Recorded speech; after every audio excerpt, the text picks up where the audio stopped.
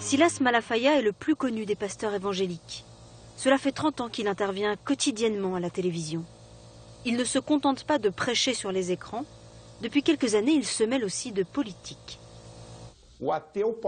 Les athées, ils ont le droit de faire de la politique, n'est-ce pas? Les partisans du socialisme aussi. Alors pourquoi moi, je ne pourrais pas en faire en suivant mes convictions? Pourquoi? Pourquoi les autres peuvent-ils transmettre les idées de Marx si moi je ne peux pas le faire avec celles de Jésus? C'est une contradiction chez ceux qui prônent une vraie démocratie. Dans le monde politique, Silas Malafaia préfère agir en coulisses. Moi, je ne suis pas candidat, je suis pasteur. Mais l'influence, ça, je connais, j'ai été appelé pour ça. Donc c'est vous qui choisissez les candidats? Le représentant de la ville ici à Rio, un évangélique, était un illustre inconnu. C'est nous qui l'avons lancé. Il est arrivé en 7e position sur 51 élus. Vous vous rendez compte? 7e sur 51. Personne ne savait qui il était. C'est la force du vote évangélique. Son émission, Victoire dans le Christ, est retransmise par des dizaines de télévisions locales, mais aussi à l'étranger. Aujourd'hui, l'invité spécial de l'émission est le sénateur Magno Malta, qui débarque en t-shirt bardé de slogans politiques. C'est un des plus fervents opposants au projet de loi progressiste, en particulier le mariage pour tous. Les évangéliques ne sont pas contre les homosexuels. C'est le Brésil en général qui est contre le mariage gay. Citoyens, mobilisez-vous, ne nous laissez pas seuls. La société brésilienne est en jeu. Le poids des évangéliques pèse de plus en plus sur la vie politique brésilienne. Pour s'en convaincre, direction Brasilia, la capitale du pays. Nous allons voir comment les évangéliques ont pris leur marque au Congrès. Depuis quelques années, la Bible est omniprésente au Parlement. Tous les mercredis matins, les députés évangéliques se réunissent dans une salle pour prier, faisant fi de la constitution laïque du pays.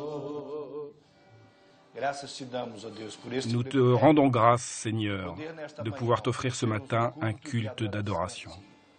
C'est le pasteur Paulo Freire qui organise la cérémonie.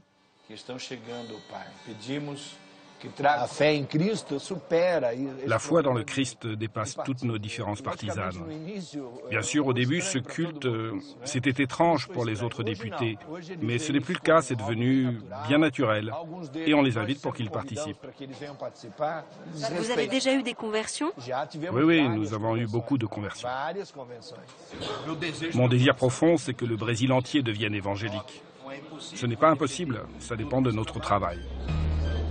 Et ce travail de lobbying se fait au sein d'un front parlementaire évangélique qui rassemble tous les membres de cette confession au Congrès, tous partis confondus. Le porte-parole de ce groupe s'appelle Antony Garotinho. Ex-gouverneur de Rio de Janeiro, il a de bonnes chances de le redevenir en octobre, grâce au soutien du vote évangélique qui est transcourant.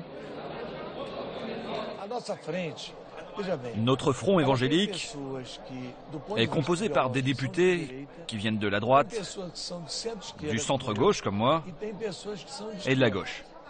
Et notre seul point commun, ce sont les principes.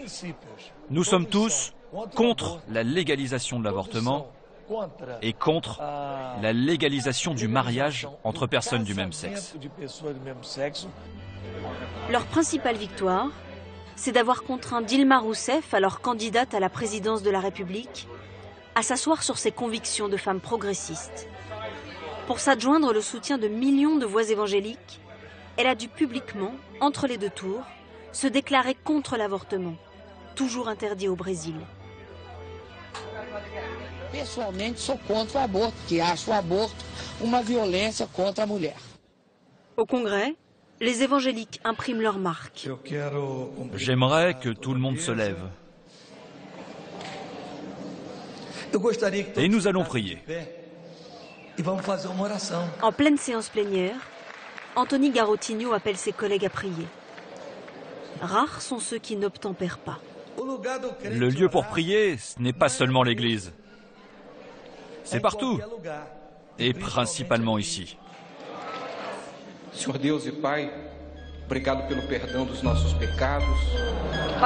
Pour cet observateur privilégié de la vie politique brésilienne, les évangéliques sont devenus incontournables.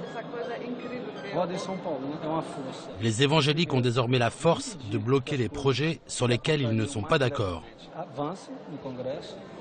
Parallèlement, ils arrivent à influencer directement la politique du gouvernement. C'est vraiment du jamais vu dans l'histoire du pays.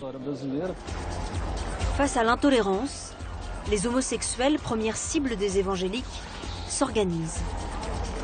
La parade gay de São Paulo, lancée il y a 15 ans avec 2000 personnes, en attire désormais 3 millions. C'est la plus grande du monde. Et elle accueille aussi des hétérosexuels. Je veux que mes enfants apprennent à respecter les différences. Violemment exclus des églises évangéliques traditionnelles, des homosexuels ont organisé leur propre lieu de culte. Comme par exemple dans cet ancien parking désaffecté, devenu la cité du refuge. Une église évangélique pour homosexuels, une église dite inclusive, car ouverte aux exclus de la société. Elle a été créée par Lana et Rosania, deux femmes pasteurs, en couple depuis des années. Leur histoire est celle de centaines de gays et de lesbiennes.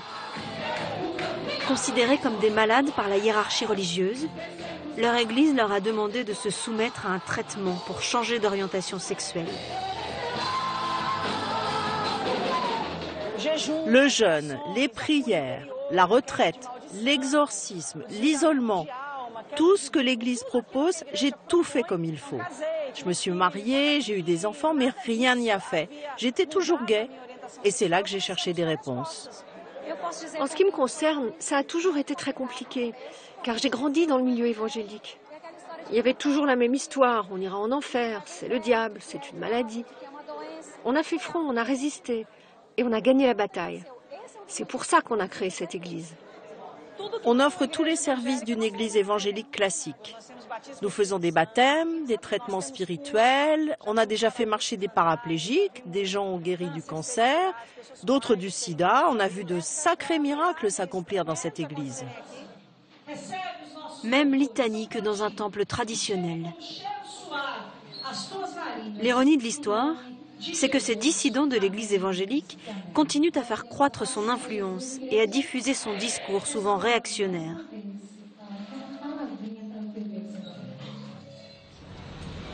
À Peña, dans la banlieue de Rio de Janeiro, c'est le grand jour. Des milliers de fidèles se sont mis sur leur 31 pour assister à l'inauguration d'un nouveau temple évangélique, l'Assemblée de Dieu, Victoire dans le Christ. 6000 places tout confort, la climatisation, des écrans géants, une acoustique ultra moderne. Le temple a surgi en 20 mois sur ce qui était jusqu'alors un parking. On retrouve le pasteur Silas Malafaia, la star des médias. Cette église, c'est lui qui l'a faite construire. Il consacre une nouvelle génération de pasteurs, chargés de porter la bonne parole dans tout le Brésil. Pour l'occasion, les principaux politiques de Rio ont fait le déplacement. Le gouverneur, le maire, des sénateurs et députés de tous bords politiques. Même Eshila, notre chanteuse, est là. Pour une fois, dans le public. Venez ici, s'il vous plaît. Bien que non évangélique, le gouverneur de Rio est invité à monter sur scène. Quelle joie de vous recevoir. Vous venez de prendre vos fonctions de gouverneur de Rio et nous allons vous bénir.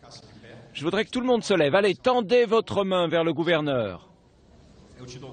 Seigneur, je te rends grâce, bénis ce gouverneur. En acceptant cette bénédiction, le gouverneur vient symboliquement de prêter allégeance au pasteur, comme tous les autres politiques. L'influence des évangéliques ne cesse de croître. Et maintenant, c'est l'offrande. Tout le monde met la main à la poche, à commencer par le gouverneur. Et quand on n'a pas la monnaie, même les cartes bancaires sont acceptées. Dans ces enveloppes, comme chaque semaine, de 5 à 30 €. Le montant total de la quête est secret. La seule certitude, c'est qu'à l'instar d'autres grands pasteurs, Silas Malafaia est devenu millionnaire. Je vous remercie, Seigneur Dieu, pour la générosité de ce peuple.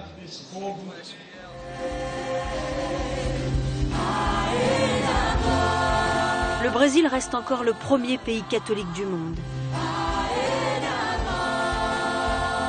Mais au rythme de leur progression actuelle, les évangéliques devraient représenter la première religion du pays d'ici 2040.